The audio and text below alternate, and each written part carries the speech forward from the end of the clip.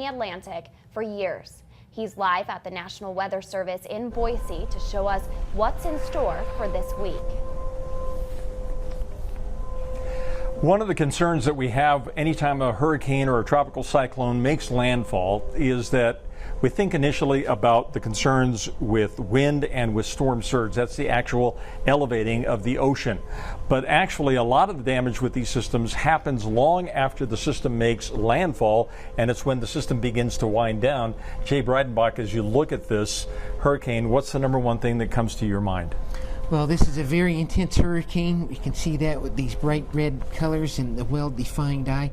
The concern I have is as it slows down after landfall that we could have a very heavy inland flooding. And that's one of the biggest problems that we have here in the state of Idaho. We don't deal with hurricanes, but the number one threat to Idahoans is flooding. I think is our number one natural disaster threat. You think back to 2016, Sure. 100 straight days of flooding on the Boise River.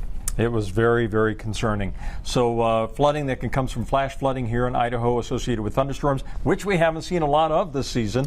And of course, the springtime flooding that can occur as we get rapid runoff and when temperatures and precipitation all coordinates with each other and those rivers start to rise very quickly. Exactly. Flash flooding during the summertime can be really dangerous because that happens in an area that's normally dry. And we have had flash flood fatalities in Idaho, and unfortunately, I think we're going to see a lot of flash flooding with the hurricane in North Carolina when it moves inland. And in the Appalachians as well. Okay, folks, let me go ahead and show you a couple of graphics that I have personally prepared. I want to show you, number one, that not only is Hurricane Florence the primary concern, but also with the sustained winds that we're seeing now of 140 miles per hour, it is expected to intensify to the point where it could reach near Category 5 status prior to landfall. However, as it approaches the coastline, it is expected to weaken, and we hope that is going to be the case, but this is still going to be an extremely menacing storm. So not only do we have Florence, but we also have a very strong tropical wave that is forming in the northwestern Caribbean, and the Hurricane Center says that now there is a 70% chance that this is going to become some kind of an organized tropical system as it moves into the Gulf of Mexico. If they have to, they're going to be sending reconnaissance aircraft out there to go and investigate that low pressure center you see forming between the Yucatan Peninsula and western Cuba. So the temperature readings, what we're going to be seeing here is very cool air that continues to move in from the northwest. We had a front that moved through the region last night. We have another weak dry front that's going to be pushing through the region again tonight.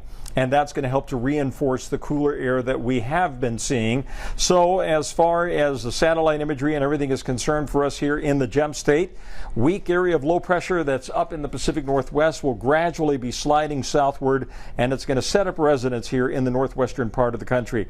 No big storms, not a lot of precipitation. Maybe we'll talk to Jay about when we're going to be seeing some rain here, hopefully in the state of Idaho. But right now, other than maybe a few mountain showers, I just don't see any big shower potential for us here in the Treasure Valley, at least for the next 4 to 5 days, maybe even longer. But that weak low that's setting up there in the northwestern part of the country is going to be dropping down as it does. It's going to keep us cooler than normal this week, and temperature readings as a result are going to stay in the low 70s range, low to mid 70s range, Wednesday, Thursday, and Friday. And maybe we'll start to warm things up a little bit more by Saturday and Sunday. But the mountains may get a couple of showers here on Thursday, but I'm not too overly excited about the potential for rain.